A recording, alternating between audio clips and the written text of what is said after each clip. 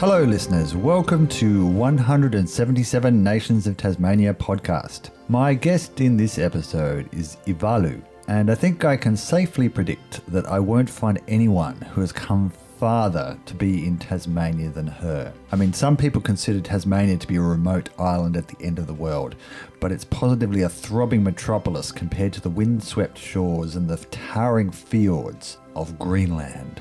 Now, some of you may remember that Greenland came unexpectedly to world attention several years ago when it seemed that the US President Donald Trump was interested in purchasing it from Denmark. Though it should be mentioned that Greenland is actually a semi-autonomous territory of Denmark with its own government. It's the world's biggest island, but has barely over 50,000 inhabitants. And it has a habitat and a lifestyle which may be hard to imagine for many here on the other side of the world. So please join me to find out more about Ivalu's experience of growing up in far-off Greenland and how she came to be living right on the other side of the world.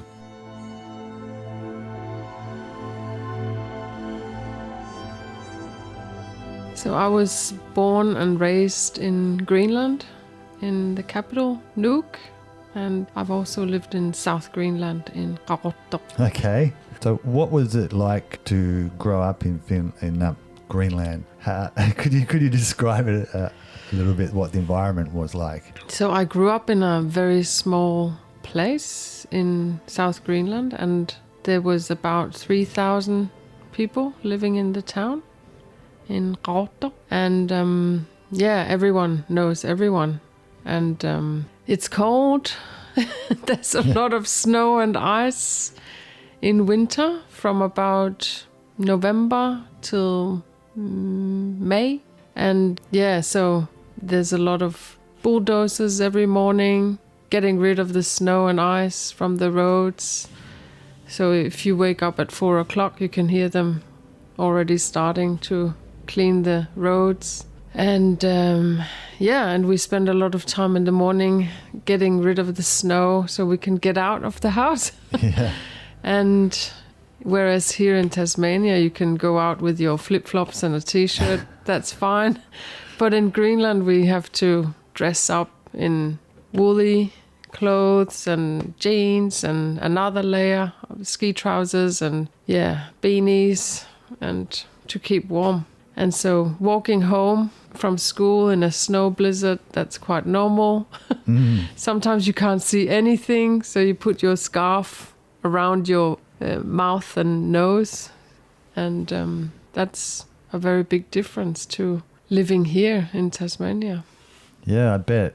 And is it also the case in Greenland that you go to school no matter what the weather? Yeah, we went to school every day. Sometimes the school would close if there's a really bad snowstorm. Maybe it can happen once a year where it's, actually really dangerous to go outside. And then they will tell you on the radio that schools are closed. But usually in any kind of weather, we go to school. And the kids just make their own way back and forth from school through the snow? Yeah, because it's a small village. It's maybe 2 kilometers to walk or less. There's only 15 kilometers of road in total. So, people live quite close together. Yeah, everyone walks to school and it's good. It's good to get fresh air before you go to school. So what was it like at school as a child in Greenland? What was it like? I envision it the school was quite small. The school was small. There were maybe 500 kids in the we call it like a folk school. So primary and secondary is all together. Okay. So 10 years of schooling, that is compulsory. Yeah, so the big difference in Greenland to here is that there's no fences around the school. Yeah, and what we did in school is always, playing with snow, making snowballs or, building something out of snow or, having snow sledges and Yeah, a lot of things around snow, going skiing, Yeah. ice skating. Yeah, so probably quite exotic for Tasmanians. And I guess in the winter would be very, very dark as well. Yeah, around December, end of December would be the darkest time, with maybe 6 hours of daylight. Mind you, this is South Greenland, so up north is quite different. Yeah, 6 hours of daylight, and I mean, it's time to be cozy inside with candles and warm cups of tea, and yeah, it can be a very beautiful time with lots of northern lights. Yeah, something other people find really exotic, we grew up with looking at daily. Yeah, so a normal thing for us kids, lying in the snow and looking up at the northern lights that could be like pink and green and could be moving really fast or really sort of subtle in the sky. So I guess there's some benefits of the long, cold winter. That, I think it is, yeah. Yeah. That was beautiful, Yeah. for sure. And what sort of things were taught or emphasized at school? I think we had all the normal subjects, geography, biology, and English. We had German as well, Greenlandic, Danish. Okay, so you would have grown up speaking a couple of different languages. Yeah, so people speak Greenlandic and Danish in Greenland because it's a former Danish colony. Yeah. And still is a self-governing autonomy of Denmark. Yeah, yeah.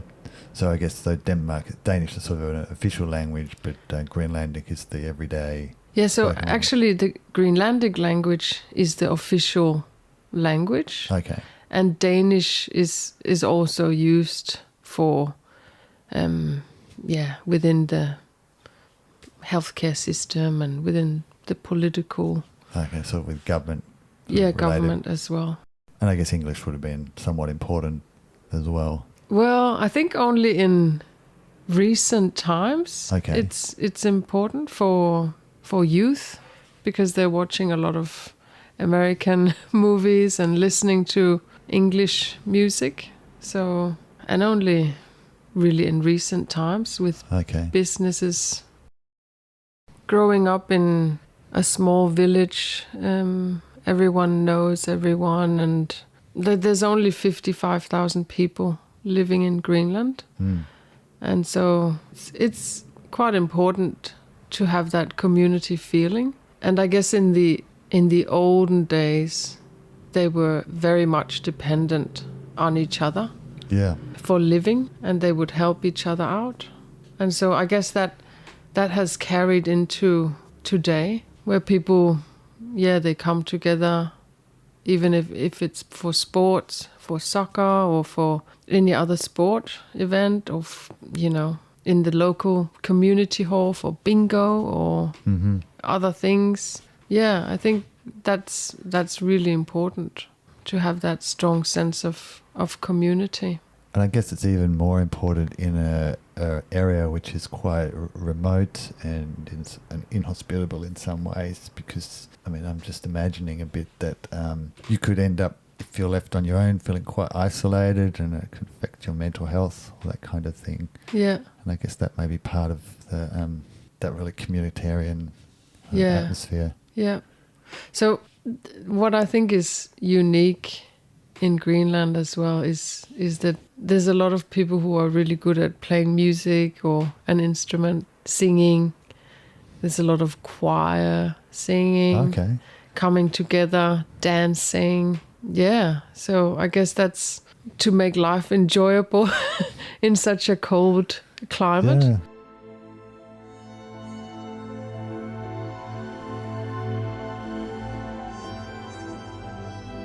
And so I'm just wondering, at school, did you have any concept or idea of what you wanted to do in life, or sort of any kind of ambition for the future? I always really enjoyed traveling. And I went to Greece quite a bit with my dad as a child. And so I was really interested in seeing more of the world. Later on in my teenage years, I went to Panama for a year. Oh, wow. I lived there and learned Spanish. It was really, really great year. And after that, I came back to Greenland to finish my senior secondary school. Mm-hmm. And then I thought, I really like Spanish. So I decided to move to Denmark and study English and Spanish. So then did you study at university in Denmark? I studied at a business school in Aarhus. I lived there for about 5 years. Yeah, I really enjoyed the English and Spanish languages and traveling. So I lived in Spain as well during my studying. I lived half a year in Spain. So was Panama your first experience going abroad? So I'd been to Denmark many times. Okay. To visit my dad's family and other family, my mother's family as well, who are still living in Denmark, some of them. And then I'd been to Greece with my dad. And so that was my first traveling experience. And so do Greenlanders generally are they able to travel a bit? And do most have an experience of being outside Greenland? Yeah, I would say so. Many people go to Denmark on holidays or Iceland. There's a flight to Iceland as well. And many people travel from Denmark to other places in Europe. And, the generation now, the young generation, I think they travel quite a lot. And is it a relatively comfortable transition to go from Greenland to Denmark? I mean, is there a big cultural gap, or is it sort of... Yeah, I would say so. It's very different. The culture, the languages, Danish, Greenlandic, are very different. And so is the culture. Yeah, I mean, Greenland is a big island, lots of mountains, fjords, ice and snow, and Denmark is, flat as a pancake. and quite densely populated in comparison, I guess. Yeah. And the Danish people, I think they talk more than the Greenlandic people. They tend to be, some of them maybe a bit more quiet, not so chatty.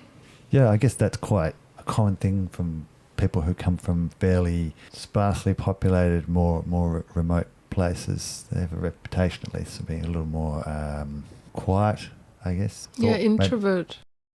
What then do you think is the sort of the biggest difference then between living in or Denmark, or the culture in Denmark and Greenland? Or what's the biggest gap to overcome for Greenlanders going to Denmark, or vice versa? That's a good question, Mark. I don't think I have an answer to that. It's, individual for everyone. But I remember moving to Denmark when I was, I think, 20 years old. And it was just really difficult to move there and not with a different cultural backpack. And, I clearly felt different from my Danish fellow students. Mm-hmm.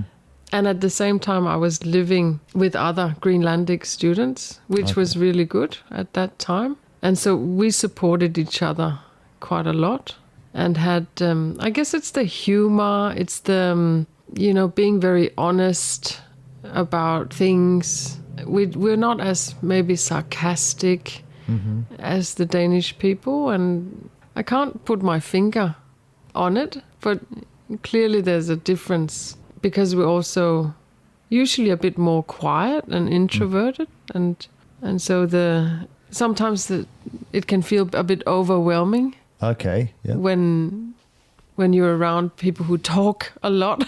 Yeah.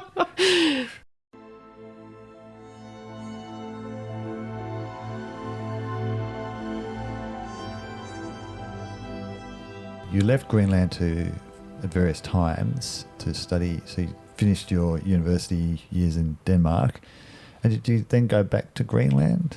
Yeah, for a little while. And then I wanted to study more. So I decided to move to a country that looks a little bit more like Greenland. Okay. I moved to northern Norway. Okay. To do a master's in Indigenous Studies. Whereabouts in Norway? In Tromso. It's a beautiful place. Yep, so I ended up living there for 4 years. Did a master's degree and worked a bit for the university and the Arctic Council Secretariat in Tromso. Yeah, had a lot of really beautiful friends from that are Sami and other international students. So what did the work you did there actually involve? At the Arctic Council. Yeah. So that is a non-governmental forum that sort of where all the Arctic states and all the indigenous organizations meet and talk about all the important issues in the Arctic. Okay. Such as climate change and the melting of the ice and flora, fauna, and everything that's important to the indigenous peoples living in the Arctic and all the other states that the indigenous peoples live in. And so what was your role, did you say? I was an executive officer. Okay. Yeah, just admin, preparing for the meetings. And there was one large meeting in Greenland with all the foreign ministers. That was very interesting. So now I'm very curious about what led you to coming to Tasmania from so far away. Yeah, so I met my partner in Tromso, and as totally unexpected, as it always is, maybe, I don't know. So how did it happen exactly? I mean, what was it? We kind of just met, and both being university students, and that's how it happened. And he was from Tasmania? So he's from Victoria. Okay. And he's lived here in Tasmania for 10 years. And so, he asked me if I wanted to travel to Australia with him after having been together for a couple of years. And I was happy to do that. I didn't, like, Australia and Tasmania was never on my radar, even though I've traveled so much in my life. I was never interested, but, then suddenly I was with an Australian guy, so sure. Yeah.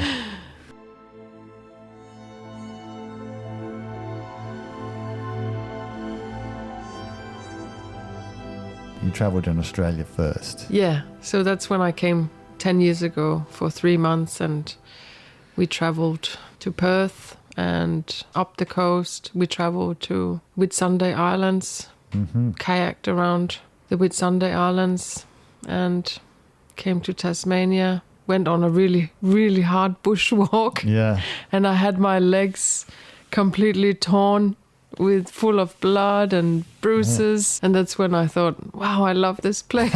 Right.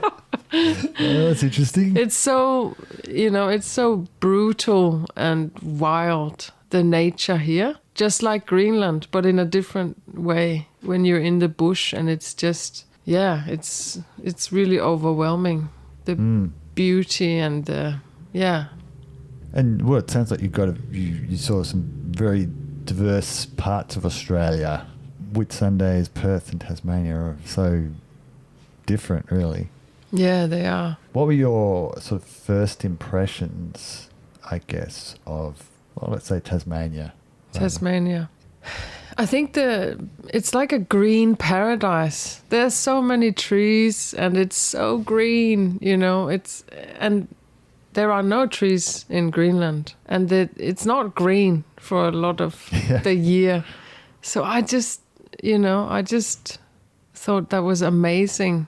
All the trees. I've seen the big tree And I've seen, so many big trees, and it's just really mind-blowing, the beauty of Tasmania. Yeah. The birds, the wildlife. It's a wilderness, kind of untouched. Some places, Just like Greenland. Some places. Yeah. There's some fairly inaccessible parts of Tasmania. Yeah. I have a lot of respect for the nature here. It's when I've been out bushwalking, it's so easy to get lost. Yeah. And I have a few friends, and I've heard some stories about people getting lost. Yeah, absolutely. And it's frightening, a bit fascinating with all that nature. And it reminds me of Greenland, actually, where people also have that respect for the nature and for the weather. Absolutely, and just understanding how dangerous it can be, and that's why you have to have a bit of respect for what it can do. Yeah, I think so. It's good to be a little bit humble. Yeah. And feel, okay, I'm not actually in charge of everything, but it's Mother Nature who's in charge of it. And so how long have you been living in Tasmania now? 3 years, and I've done some great bushwalking, seen a lot of Tasmania. So we lived 10 years in Norway, and then we decided to move to Tasmania. So has it been relatively easy to get to know people here? I think so. Mm-hmm. Yeah, it hasn't been hard, but I also seek it. I've been involved in community organizations and doing voluntary work and through my own work. Yeah, and of course my partner's friends are here in Hobart. Yeah. I don't think it's been hard or challenging. Yeah, you just go with the flow. Yeah. Otherwise you swim upstream. Yeah, that's right. And I mean, as long as you have some areas like work or volunteer work, that really helps you make those connections when you're sort of new. But I guess you had your partner who was a bit of a connection. Yeah. In a way. And my children, my 2 daughters. Oh, yeah. So their friends and their whole, the school and the parents there. So they're quite young children, are they? Yeah. 8 and almost 5. Yeah, children seem to really, really help connect you with a community, usually. Yeah, they do. But I would definitely advise that if you come to a new place, then go and seek voluntary work, and you'll have friends immediately. And what sort of volunteer work have you done here? So I've been involved in AFS. It's an exchange program. That's when I went to Panama. I went with that organization. Yeah. So I was involved in that for a couple of years until COVID put a stop to all travel and all exchange students coming to Tasmania. And I've done a few courses with Red Cross as well. Met some great people there.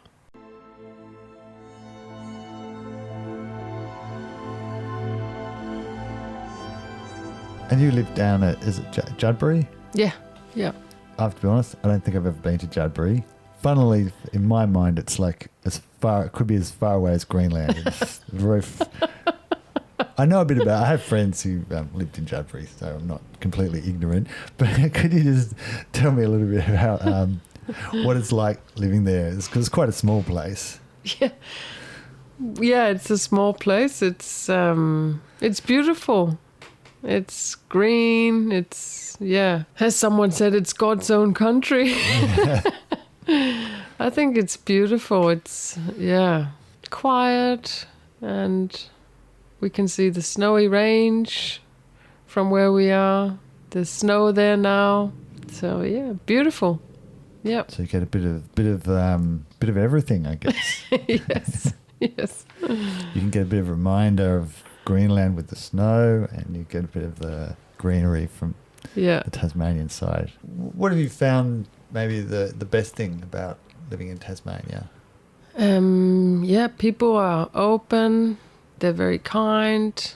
There's a lot of opportunities to do recreational things like yoga, swimming, and eating out is great. Mm-hmm. So the variety of Asian food in Hobart is great. I love it. And bushwalking. Yeah, it's fantastic. What do people eat in Greenland? Because I guess it's hard to grow fruit or vegetables for a lot of the year. Yeah, so the diet is very much based on meat. Mm-hmm.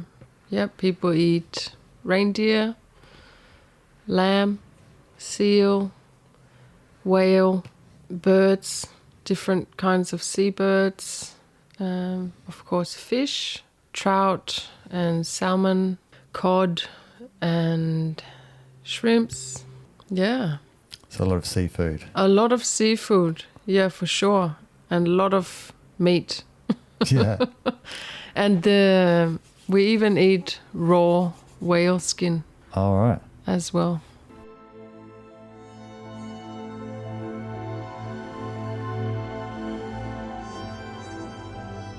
What sort of things are important to Greenlanders? Like in different places, people put more emphasis on certain or value certain things more than others.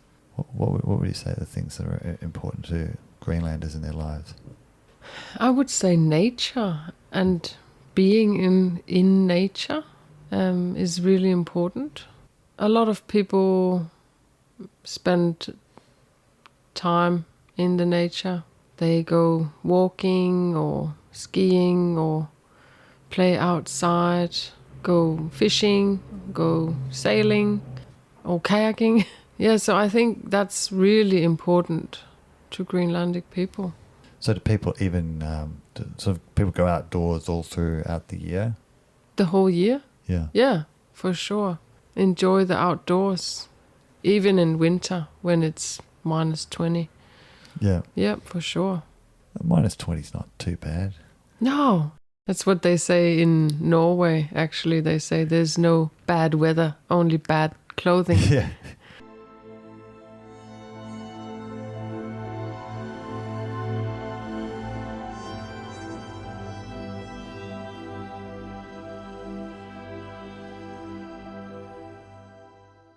Thank you for listening to another episode of 177 Nations of Tasmania. Don't forget you can also follow us on Spotify, Facebook and Twitter. Just look up 177 Nations of Tasmania. And thank you again for listening.